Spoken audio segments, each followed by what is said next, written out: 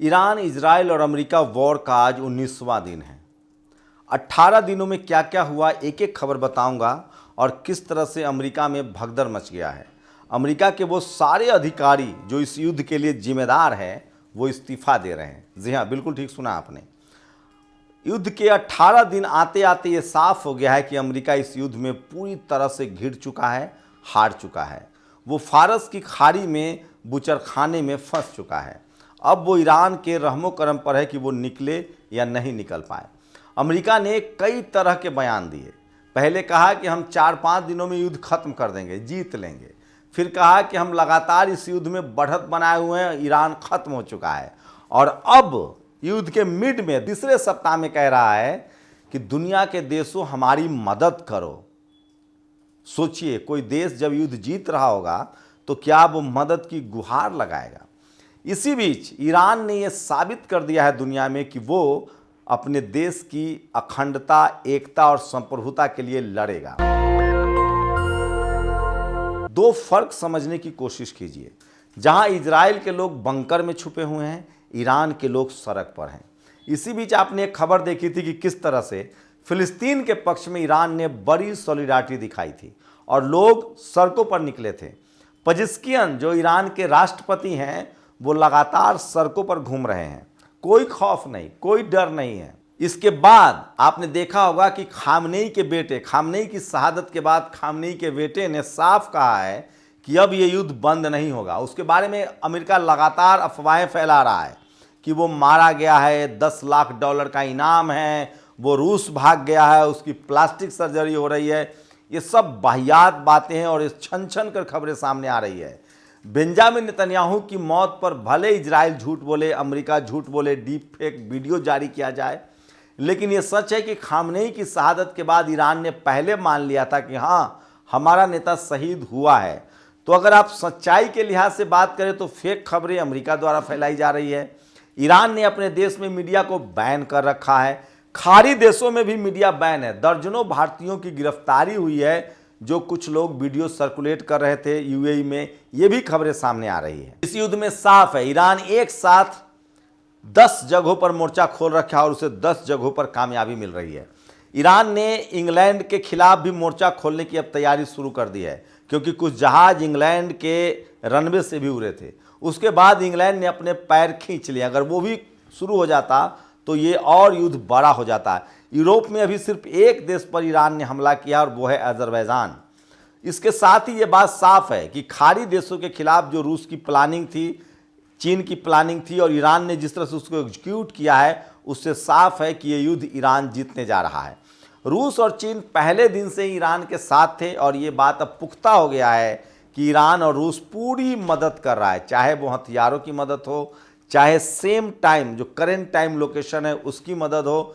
तो रूस और चीन जो है टेक्निकली ईरान की मदद कर रहे हैं और ये डोनाल्ड ट्रंप को भी पता है। इसी बीच युद्ध के 18वें दिन की सबसे बड़ी अपडेट ये है कि दुबई पर सबसे ज़्यादा मिसाइल दागे जा रहे हैं। उसके बाद संयुक्त अरब अमीरात पर मिसाइल दागे जा रहे हैं। जॉर्डन ने अपने आप के पैर पीछे खींच लिया, कुवैत ने अपने पैर पीछे खींच लिया है।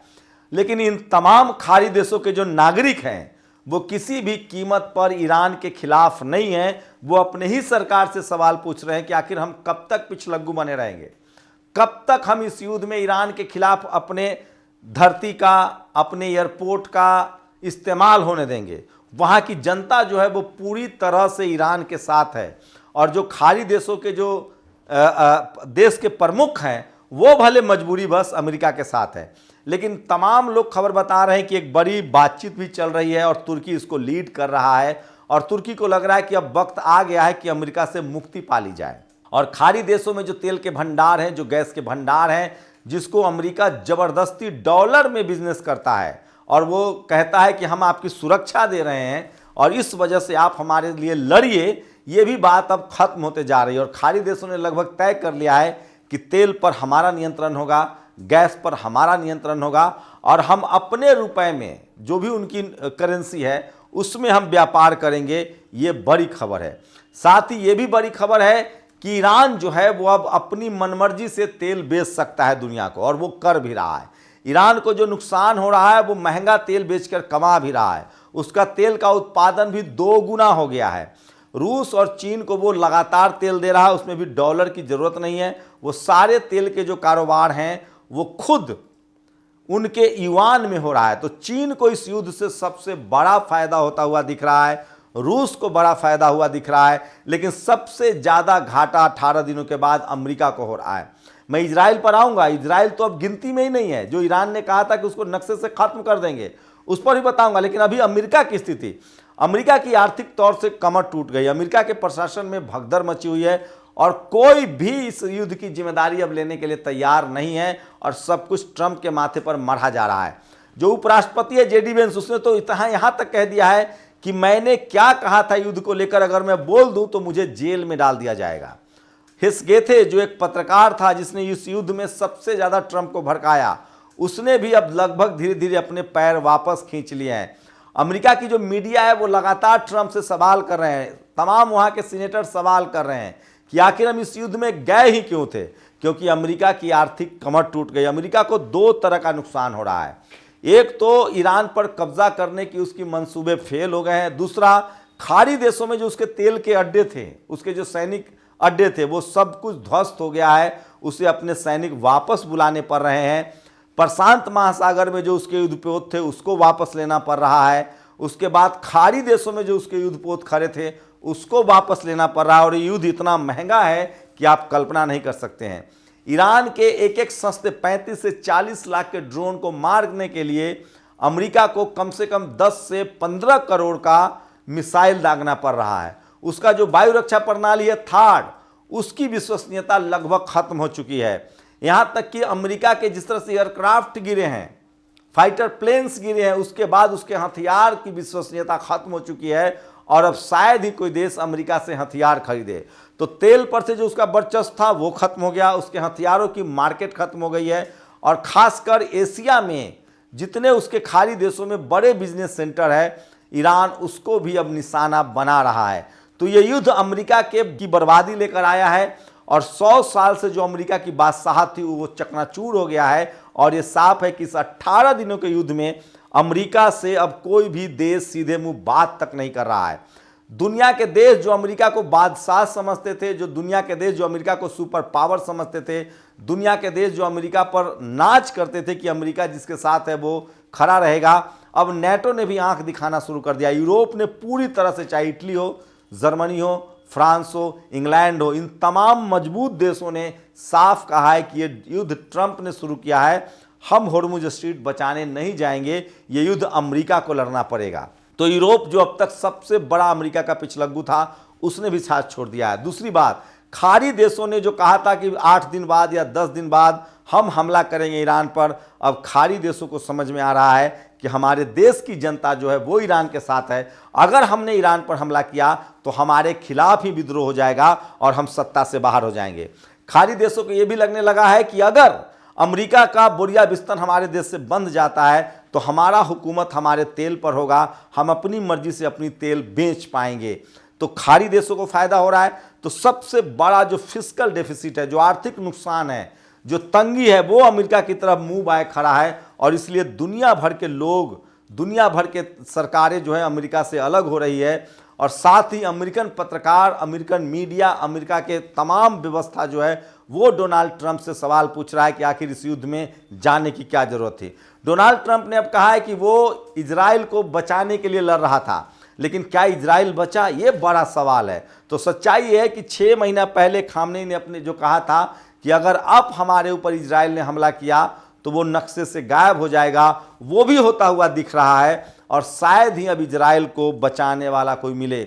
इजराइल के बारे में अब खबरें आनी बंद हो गई है। इजराइल पर 3 तरफ से हमले हो रहे हैं, खासकर हिजबुल्ला हमला कर रहा है, उसके बाद यमन के लड़ाके हुती हमला कर रहे हैं, जो होर्मुज स्ट्रीट की सुरक्षा कर रहे हैं। हमास जो है वो खड़ा हो गया है। धीरे धीरे खबरें आ रही है छन छन कर कि फिलिस्तीन में अब इजराइल के सैनिकों पर हमले तेज हो गए हैं और वहां से इजरायली सैनिकों को भागना पड़ रहा है। तो फिलिस्तीन भी अब अपनी आज़ादी की तरफ अग्रसर है। इसका मतलब है कि इस युद्ध में सबसे बड़ा नुकसान इजराइल का हो रहा है 18 दिनों के बाद।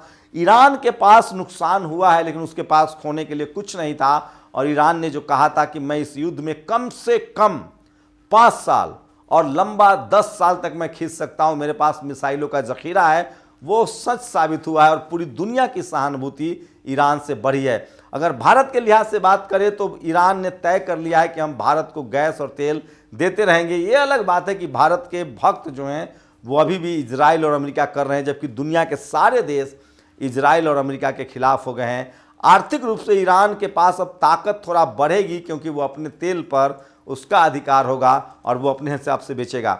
रूस और चीन एक बार फिर से बड़े टेक्नोक्रेट के तौर पे उभरे हैं और एशिया में उनका दबदबा इसके बाद बढ़ा है। वहीं भारत की तरफ दुनिया की नज़र है, जो ब्रिक्स देश है, भारत, ब्राज़ील, रसिया, चाइना, अफ्रीका, ये देश मिलके क्या कोई नया बड़ा संगठन बना सकते हैं? ये भी बड़ा सवाल है। ईरान ने कुछ शर्तें जरूर रखी है कि युद्ध विराम तभी होगा जब ये तय हो जाए कि ईरान पर कभी कोई हमला नहीं होगा, दुनिया के किसी देश पर हमला नहीं होगा और ईरान में जो नुकसान हुआ है उसके एक एक पैसे की भरपाई जो है वो ट्रंप को करना होगा। तो ये युद्ध ट्रंप के लिए एक मुसीबत बनकर आया है। ये युद्ध ट्रंप के लिए सबसे बड़ी विडंबना बनकर आया है और अमेरिका की 100 साल की बादशाहत को इस युद्ध ने ध्वस्त कर दिया है। और इजराइल, जो उसका सबसे बड़ा एशिया में टेक्नोक्रेट माना जाता था, उसका सबसे बड़ा पिछलग्गू माना जाता था, वो अब नक्शे से खत्म होता हुआ दिख रहा है। और 18 दिनों के युद्ध के बाद ये साफ है कि ईरान एक मजबूत, ताकतवर और हथियारों से लैस देश है और शायद ही अब दुनिया में कोई किसी पर हमला करने की हिमाकत करे। आप लोग अपनी राय जरूर दीजिए। शुक्रिया। दस्तक की आपसे गुजारिश है कि अगर इसको बचाना चाहते हैं तो नेशनल दस्तक को सब्सक्राइब करने के लिए रेड कलर के सब्सक्राइब बटन को दबाएं, फिर बेल आइकन की घंटी दबाएं। नेशनल दस्तक को बचाने के लिए बहुत जरूरी है कि हर खबर को शेयर करें, लाइक करें, कमेंट जरूर करें।